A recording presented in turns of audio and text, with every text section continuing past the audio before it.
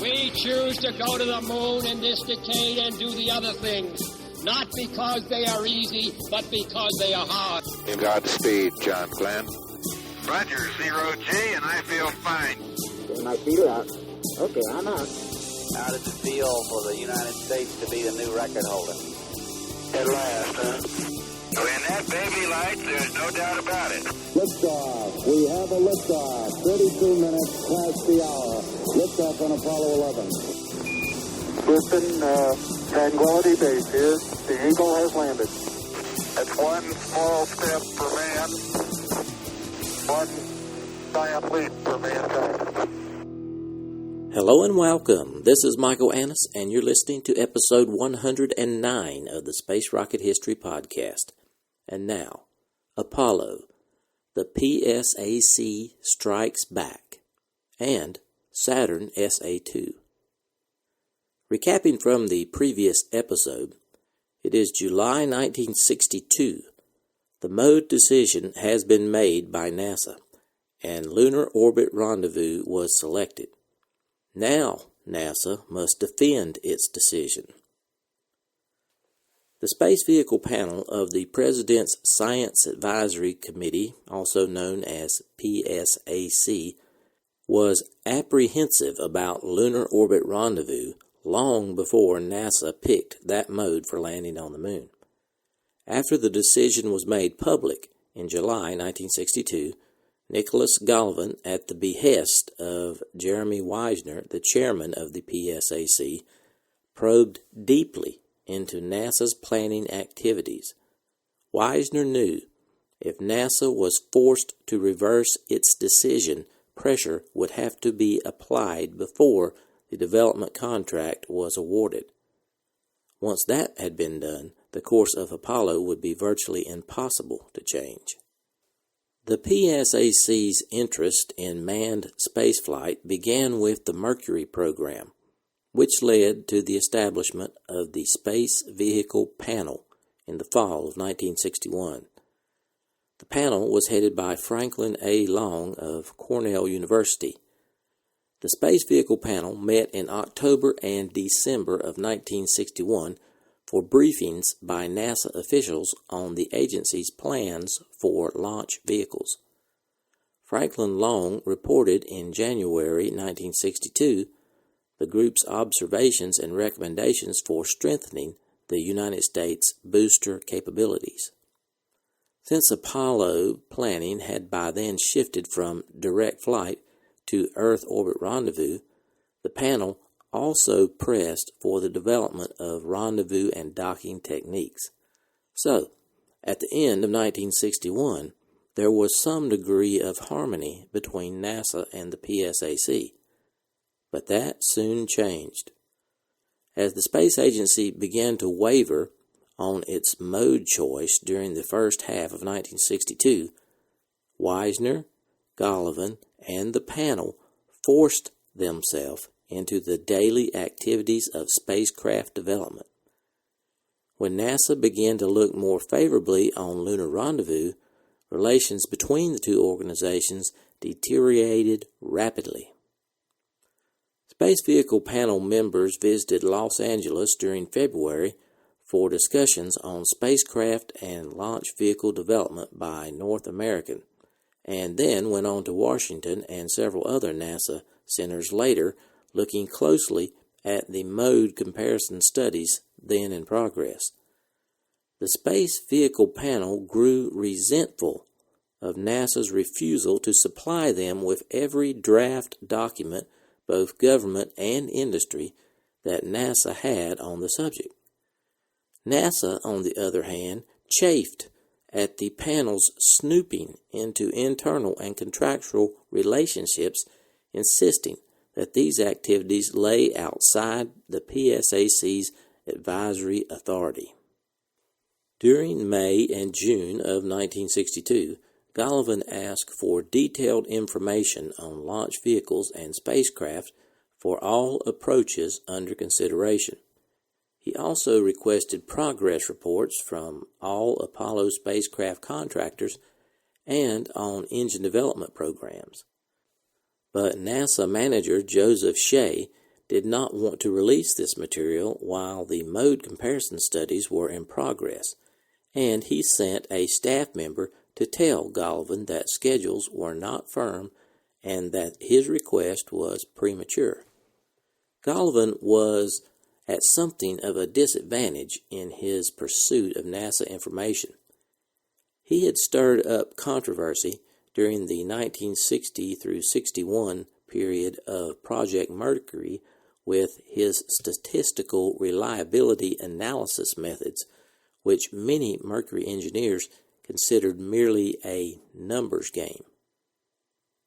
Just before the Lunar Rendezvous selection was publicly endorsed, the Space Vehicle Panel was scheduled to meet with NASA officials in Washington on July 5th and 6th. In preparation for this meeting, Galvin asked Shea for the draft documents that had been used to produce the mode comparison studies. Shea advised Galvin that this material was still subject to final editing. Galvin said that all the panel wanted was a preview of the technical data and analysis of various mode alternatives, their feasibility, and advantages. On July 3rd, after examining some papers Shea had sent the day before, Wiesner and Galvin thought they had found a flaw. One table showed a higher probability of disaster for lunar rendezvous than for either Earth rendezvous or direct flight. Wiesner called Webb, who in turn called Shea, and suggested that he see Wiesner immediately. Shea tried to persuade Wiesner and Galvin that the reliability numbers based on Marshall Space Flight Center's computations contained an error. The PSAC officials were also told that figures from the report of the Large Launch Vehicle Planning Group, which Galvin happened to be the chairman, were invalid because of unduly pessimistic assumptions about the reliability of rendezvous and the difficulties of abort. Shea argued calculations made within the Office of Manned Spaceflight showed success-failure probabilities essentially the same for all three modes. But Shea got nowhere with his assertions, and he left the meeting discouraged. But he was still hopeful that the forthcoming session with the Space Vehicle Panel would allow NASA to get the facts squared away. At the July 5th and 6th meeting, Shea's hopes for clearing the air were dashed when panel member Lester Lees distributed a memo foreshadowing the adverse tone of the Space Vehicle Panel's final report, which was to be issued later that month. Lester Lees from the California Institute of Technology, Guggenheim Aeronautical Laboratory, was a paid consultant of North American, which did not favor lunar rendezvous. Shea was convinced that this was the reason for his antagonism to lunar orbit rendezvous. Lees agreed that all four mission modes were technically feasible, but he asked, quote, "Which of these risky adventures involves the least risk to the astronauts, provides the greatest growth potential for manned space program, and at the same time gives us the best chance of fulfilling the President's goal to land an American on the moon by 1970, end quote. Lees recommended Earth orbit rendezvous with the Saturn V as the prime mode and direct flight using an uprated C5 as backup. Lees disputed NASA's claim that the lighter, more maneuverable landing craft was significantly better than landing the command module on the moon. Lees also discounted NASA's demands for extensive visibility for the hover and touchdown maneuver, which Lees compared to an aircraft on Earth landing on instruments instead of visibility. The Space Vehicle Panel's reservations about lunar orbit rendezvous were re-emphasized by Wiesner in Webb's office on July 6th. Shea, Brainerd Holmes, and Robert Siemens listened as Webb was forced to equivocate and agree that the lunar rendezvous decision was only tentative. Later in the year, following additional mode studies, NASA would either reaffirm its July preference or pick one of PSAC's favorite approaches. During the last half of July, the formal positions of the two sides were staked out. On July 17th, Wiesner wrote to Webb spelling out the PSAC's opinions of NASA's manned programs, particularly lunar rendezvous in relation to booster capabilities and American military posture in space. Wiesner accused NASA of not adequately addressing such hazards as radiation and the potential problems of weightlessness. Wiesner also told Webb that he had talked to President Kennedy and told him that there was ample time to make additional studies before the contracts for the lunar landing vehicle needed to be awarded. Administrator Webb told Wiesner that NASA was and had been investigating weightlessness and radiation. Webb defended lunar rendezvous as a contribution to American space capabilities. Webb wrote, quote, "It is our considered opinion that the lunar orbit rendezvous mode provides as comprehensive a base of knowledge and experience for application to other possible space programs, either military or civilian, as either the Earth orbit rendezvous mode or the C5 direct mode." End quote. The PSAC panel issued its final report on July 26th, still contesting NASA's justification for lunar rendezvous and affirming once again the desirability of two-man direct flight. Reading from the final report, it said, quote, "We can only note that the panel was originally widely divided in its opinions, but that after hearing and discussing the evidence presented to us, there is no dissent in the panel to the views presented herein." End quote. NASA wanted lunar orbit rendezvous, and the Space Vehicle Panel wanted a two-man direct flight. Thus, in July of 1962, President Kennedy found the Space Agency and his Scientific Advisory Committee firmly entrenched in separate camps. The situation remained deadlocked until lunar module procurement activities accelerated. Then Wiesner and his panel tried once more to block lunar rendezvous. Nicholas Gallivan knew that the Manned Spacecraft Center was getting ready to award the lander contract. So, in mid-July, he asked NASA to arrange a briefing at Downey so he could review the technical details of North Americans' studies for direct and rendezvous mission modes. Of course, most North American officials favored almost any mode except lunar orbit rendezvous, because lunar orbit rendezvous kept their command module from actually landing on the moon. Gallivan, hoping for a negative response from these contractor studies, insisted that NASA allow the briefing. Administrator Webb complained to Jerome Wiesner that NASA had a rather complex relationship with North American, and he did not want a disturbing influence brought to bear.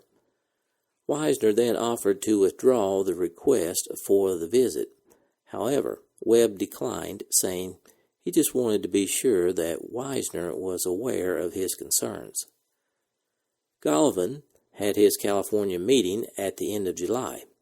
On the way back to Washington, he stopped off at Cleveland to see what the Lewis Research Center was doing on the mission mode comparisons. Associate Director Bruce London told Gallivan that if he wanted this kind of information, he should ask NASA headquarters for it. In August, Wiesner informed Webb that the space panel believed that NASA had not selected lunar orbit rendezvous because of any overriding technical reasons and had not satisfactorily justified its decision to the PSAC. Administrator Webb admitted that there was value in having the PSAC's independent judgment, but added that NASA was an operating agency and could not submit their decisions for this independent judgment. Instead, NASA would have to find some other method of review that did not prevent moving forward with the program. Wiesner conceded that it was important to keep in motion, acknowledging the priority of President Kennedy's deadline. But Wiesner and Golovin still did not stop their assault. Golovin visited Shea on August 22nd to suggest that NASA invite a number of independent experts to decide who was right on the mode decision. Shea responded that NASA was already using outside help. This visit with Golovin reinforced Shea's feeling that NASA was in for another go-around with the PSAC committee. Shea was certain that Golovin and Wiesner still believed that they could overturn the mode decision. The Webb-Wiesner and Shea-Golovin discussions had only widened the gap between NASA and the PSAC. Early in September, Wiesner again wrote to Webb, reiterating his concerns about lunar orbit rendezvous and the United States' inferiority to Russia in the big booster field. Wiesner assured Webb that the PSAC was ready to assist NASA in gathering the best talents nationally available to study the mode question. Wiesner sent a copy of this letter to the President, perhaps hoping that Kennedy might step in to settle their differences. President Kennedy did, in fact, become involved while on a 2-day visit to NASA's space facilities on September 11th and 12th, 1962. After viewing the Apollo spaceport being built in Florida, Kennedy flew on to Huntsville, Alabama. There, during a tour of Marshall and a briefing on the Saturn V and the lunar-rendezvous mission by von Braun, Jerome Wiesner interrupted von Braun in front of reporters, saying, quote, "No, that's no good," end quote. Webb immediately defended von Braun and lunar orbit rendezvous. The adversaries engaged in a heated exchange until the President stopped them, stating that the matter was still subject to final review. But what had been a private disagreement had become public knowledge. Editorial criticism stemming from the confrontation, including the question, quote, "Is our technology sound?" end quote, forced NASA to justify its selection of lunar orbit rendezvous to the public as well as to the PSAC. Accusations by Wiesner that lunar rendezvous had not been thoroughly studied particularly galled Shea. He compiled material for Webb to use in refuting this charge, outlining the many studies leading to the selection. Shea estimated that more than 700 scientists and engineers at headquarters, at the field centers, and among contractors had spent 1 million man-hours working on the mode comparison. To take thoroughness to an extreme, Shea formed a team to monitor contracts awarded to Space Technology Laboratories and McDonnell to rehash the feasibility of a direct flight by 2 men in either a scaled-down Apollo or a modified Gemini spacecraft. But Gilruth worried that these studies might impede McDonnell's work on Gemini, especially after a NASA visitor reported that the St. Louis contractor apparently wanted to expand the scope of the study as much as NASA would allow. Shea and his staff reviewed these studies and presented the results to the rest of the Manned Spaceflight Organization in early October. The contractors agreed that either two-man direct flight or Earth orbit rendezvous was feasible, but both were less attractive than lunar rendezvous because the probability for mission success was lower. The first landing would be later, and the development complexity would be greater. The vote was still for three-man lunar orbit rendezvous. Among the strongest criticisms of the PSAC's preferred two-man direct flights was an analysis that indicated they would be marginally feasible with cryogenic propellants in the braking stages and with storable propellants for the lunar takeoff and return to Earth. Such flights were clearly possible only if cryogenics were used on the return leg as well, but Houston was unalterably opposed to cryogenics, which required complicated equipment and special handling for the lunar takeoff stage. Another indictment of the PSAC's choice was that the panel members persisted in claiming that lunar rendezvous had no time advantage over the other modes. NASA was equally adamant in its belief that adopting one of the other modes would mean a lag of at least 10 months. A space tanker would have to be developed, critical refueling techniques would have to be perfected, and changes in the S-4B stage would have to be made to permit long-term storage of cryogenic propellants. All of this would mean more money, perhaps an additional $3 billion. The Office of Manned Spaceflight assembled the meat of these studies into another final version of the mode comparison, which was issued on October 24, 1962. The report stated that earlier arguments for lunar rendezvous were as valid in October as they had been in July. Lunar orbit rendezvous was still the best opportunity of meeting the U.S. goal of manned lunar landing within this decade. The day NASA released the report, Webb wrote to Wiesner that unless the science advisor had objections serious enough to be taken to the White House for arbitration, a contract would be awarded for development of the Lunar Excursion Module. He told Wiesner, quote, "My understanding is that you and your staff will examine this and that you will let me know your views as to whether we should ask for an appointment with the President. My own view is that we should proceed with the lunar orbit plan and should announce our selection of the contractor for the lunar excursion vehicle.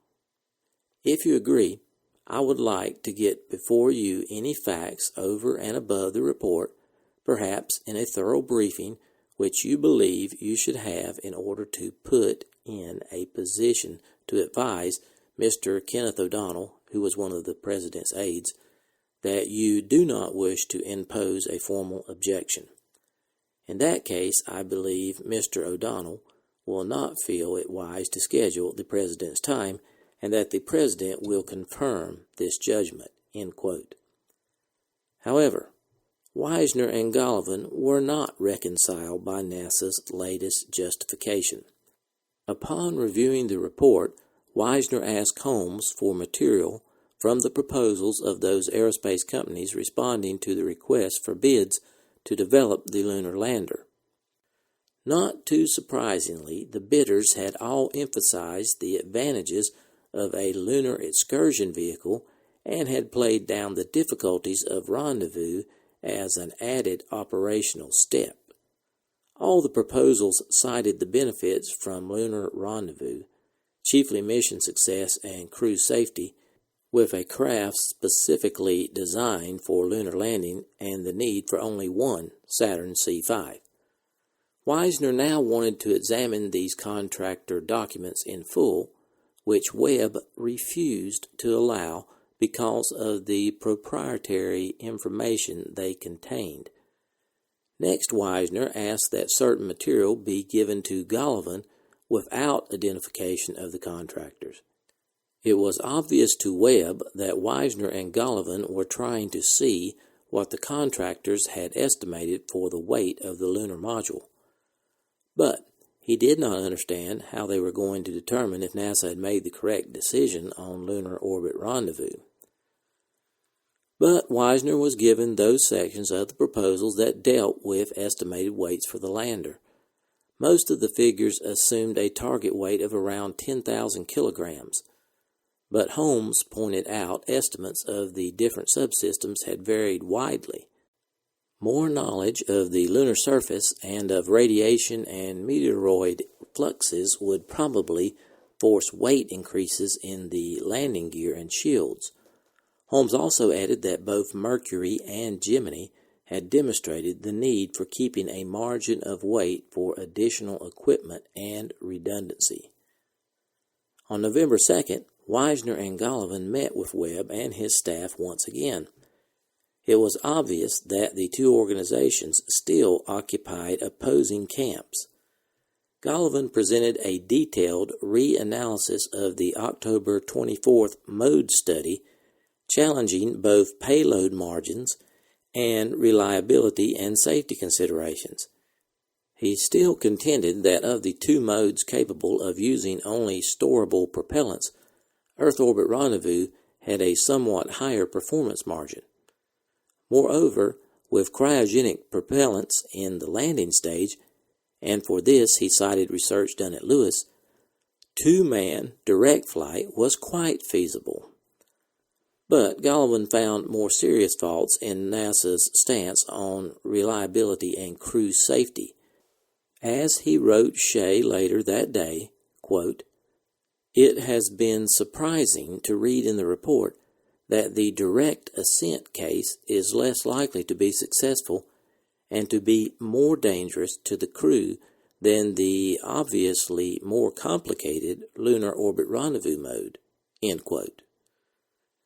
Members of Shea's staff disputed Golovin's estimates of performance margins and reliability factors that made Earth orbit rendezvous and direct flight appear safer than lunar rendezvous. But this exchange, NASA's final technical response to the outside criticism of the agency's handling of the mode question, was actually a post-mortem. After Webb's letter of October 24th, Wiesner decided not to take his objections to Kennedy, since the president was occupied with the Cuban Missile Crisis. Subsequently, Wiesner took the position that had the situation been different, his actions might not have been the same. Webb then advised the White House that Apollo was committed to lunar rendezvous. Wiesner had never argued that this mode was impossible. He had simply preferred other methods. Wiesner realized the depth of Webb's commitment to his technical organization. If Wiesner had carried the question to the president, Webb would have insisted that NASA alone must make crucial program decisions. The president almost certainly would have backed the man he appointed to run NASA, so presumably Wiesner decided to let the issue die. At the end of the first week in November 1962, NASA announced its selection of a manufacturer for the lunar module. For the second part of this episode, I wanted to cover the flight of Saturn SA-2. I have some audio of Kurt DeBoos, the first director of the Kennedy Space Center. You may recall he came to the U.S. with Wernher von Braun after World War II. In the audio, DeBoos is describing Launch Complex 34, which it will be used for the flight of SA-2. Permit me to use here a model of Launch Complex 34. The main elements of the Saturn C1 complex are the launch pad, which is approximately 120 meters in diameter. In the center, is a launch table. 360 meters away is a blockhouse, which is a launch control center or the nerve center of the operations. This particular control center is igloo-shaped and contains 2 floors. The lower floor contains a telemeter station. The upper floor is a control center itself with all panels and instruments vital to the checkout and launch. Other elements of the 40-acre complex are the facilities for storage and automatic fuel transfer of liquid oxygen, liquid hydrogen, fuel, and the transfer lines, as well as a high-pressure storage area necessary for the fueling of the space vehicle before launch. The most noticeable element is that of the service tower, which in servicing position straddles the space vehicle. The service tower is used to assemble, service, and shelter the space vehicle during preparation of the rocket for launch. After its job is completed, it is moved under its own power approximately 182 meters back to a parking position. This is considered to be the minimum distance in order to protect the tower from an explosion caused by a space vehicle falling back onto the pad. The design and construction of this tower was an engineering task and challenge of the first order. It is self-propelled, weighs almost 3,000 tons, is built to withstand hurricane winds of 125 knots, and this point is 31 stories above the ground. The stages of the Saturn SA-2 flight vehicle departed Huntsville on February 16, 1962 for Cape Canaveral. The vehicle arrived at the Cape on February 27th. Here's a NASA audio on the delivery of SA-2. 10 days and 2,000 miles of water travel brings the Saturn barge to a dock at Cape Canaveral. The docking procedure is the final task of the barge and tug crews. Comparison of booster size can now be made. It is 82 feet long and 21½ feet in diameter. At dusk, the Saturn booster is making its last earthbound trip. Destination, Complex 34, some 2 miles away. The booster will remain on the transporter overnight and be erected the following day. Other stages have remained on the barge overnight. Work begins on their removal. Sheathed in a blue plastic protective covering is the second stage. The water ballast tank and nose cone are also covered for protection against dirt and dust. A slow but steady 2-mile trip begins for the transporter crews. The caravan passes through the gate at Complex 34, preceded by guards in the station wagon. The Saturn service structure dominates the skyline. Booster stage erection has begun. The stage is lifted by an overhead crane located at the top of the service structure. We can see the 8 H-1 engines clearly. The inner 4 engines are fixed in position, while the outer 4 engines are movable to provide directional control during the powered flight. Lowering the booster onto the pedestal is the first assembly operation. The booster rests on 8 steel arms, 4 to support the vehicle, and 4 to both support and restrain the vehicle until proper engine ignition has been achieved. Technicians remove the plastic sheet. The second stage is then hoisted by the crane prior to being mated to the booster. The whole process is like a construction worker laying blocks. Another step in this block-laying procedure is to hoist the nose cone section to the top of the service structure. The nose cone cradle transporter is moved away from the immediate launch area. An explanation and briefing on Saturn erection procedures takes place at the base of the service structure. While high in the service structure, work progresses in lowering the third stage onto the second. Final assembly is complete. Now the long and complicated checkout begins to determine Saturn's readiness to perform its intended function. This requires varied forms of communication between the many teams working toward the common goal of a successful flight. The assembly of the various stages has created the final configuration known as Saturn C-1, which stands majestically while surrounded by the steel network of the service structure. By March 1st, the SA-2 was erected on the launch pad of Launch Complex 34. The only significant change made to SA-2 from the previous SA-1 flight was the addition of extra baffles in the propellant tanks to prevent fuel sloshing. While no serious delays were encountered, there were several minor problems reported. A leak was detected between the liquid oxygen dome and injector for the number 4 H-1 rocket engine. While attempts were made to fix the problem, it was eventually decided to launch without replacing the engine. Minor problems were found in the guidance subsystem and service structure operations. Damaged strain gauges were found in the liquid oxygen stud and truss member, and a manhole cover on the dummy Centaur third stage had to be replaced. Problems also arose with 2 of the fueling computers, but each was repaired. 3 hydraulic systems were listed as potential problems as well. Despite the issues encountered during flight preparation, none required the target launch date of April 25th to be pushed back.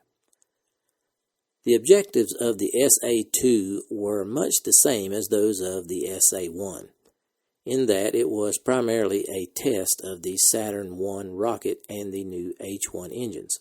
Specifically, its goals were to prove propulsion, performance, and mission adequacy, vehicle structure design and aerodynamic characteristics, guidance and control systems, and launch facility and ground support equipment.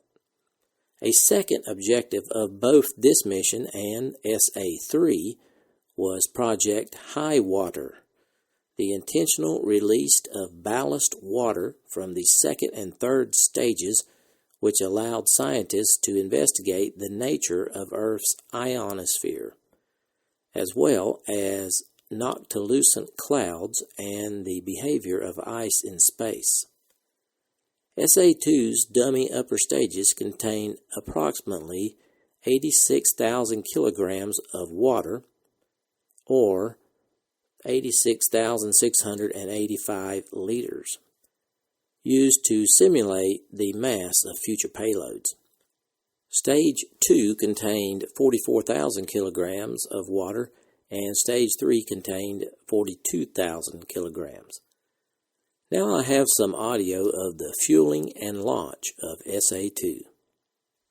Preparation for fueling begins. Nitrogen supplies the necessary gas for purging fuel lines, liquid oxygen lines, and the engine and instrument compartments. Liquid oxygen is manufactured on the Cape and is stored in the spherical ground storage tank, seen here venting. In order to expedite work at the various levels, 5 movable work platforms are positioned around the vehicle.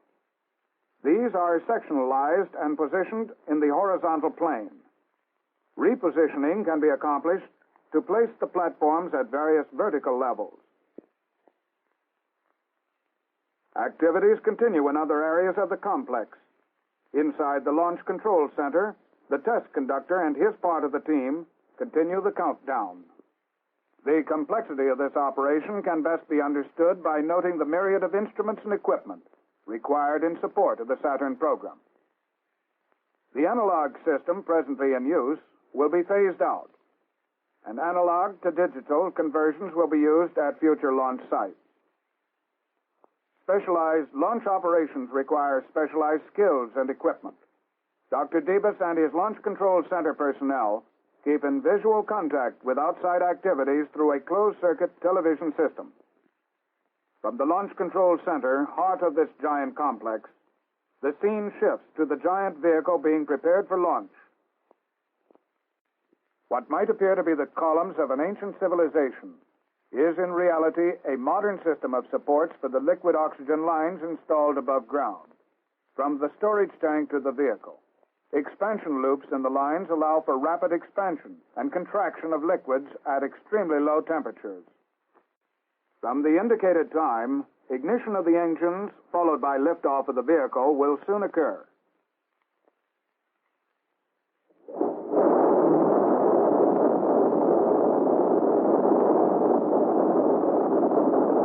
After ignition, the 4 hold-down arms are retracted to release the vehicle for flight.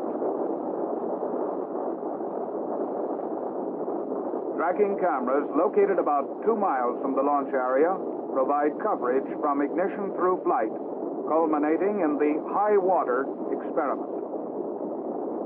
1,300,000 pounds of thrust, generated by Saturn's 8 engines, accelerate the vehicle to the upper atmosphere. Maximum speed attained by the vehicle was 3,700 miles per hour. Inboard engine cutoff came at 110 seconds following launch. Outboard engine cutoff was achieved at 116 seconds after liftoff. The flight was a complete success, with all objectives attained, including determination of the in-flight performance of the 8 booster engines, the controlling movements of the 4 gimbaled engines, engine cutoff, and propellant utilization. Also achieved were verification of the airframe structural integrity, a further proving of the launch facilities and ground support equipment. A cloud cover partially obscures the vehicle, but the trailing tail of flame is easily seen entering the rarefied atmosphere where the vapor trail appears. The vehicle was deliberately destroyed at an altitude of 65 miles to release the 95 tons of water, which was carried as ballast in the dummy upper stages. An ice cloud with a diameter of 8 to 10 miles was formed within 3 seconds. This is the highest ice cloud ever known to have existed. Saturn SA-2 launched at 1400 hours UTC on April 25, 1962 from Complex 34. The only hold in the countdown sequence was for 30 minutes due to a boat which entered the flight safety zone 96 kilometers downrange. There were no holds for technical problems with the vehicle. SA-2 carried 281,000 kilograms of propellant, which was about 83% of its maximum capacity. The H-1 engines shut down at an altitude of 56 kilometers after firing for 1 minute 55 seconds and reaching a maximum velocity of 6,040 kilometers per hour. The vehicle continued to coast to an altitude of 105.3 kilometers, at which point, 2 minutes 40 seconds after launch, officials sent a terminate command to the rocket, setting off several explosive charges which caused the rocket to destruct. NASA declared all objectives successful. Additionally, the fuel sloshing issue from SA-1 was minimized. Concerning Project High Water, when the terminate command was sent to the rocket, dynamite charges split the second stage longitudinally, instantly releasing its water load. Primacord charges created several 1-foot holes in the third stage, releasing its water over a period of several seconds. Cameras on the ground immediately recorded the water cloud, and personnel at a ground station began to observe it about 4 to 5 seconds after release. Those personnel reported that the cloud dispersed from vision within an average of 5 seconds. While more sensitive instruments tracked the cloud to a maximum altitude of 161 kilometers. The cloud produced lightning-like effects, which Dr. von Braun described as probably the first synthetic thunderstorm ever generated in space. Project Highwater on this flight was also declared a success.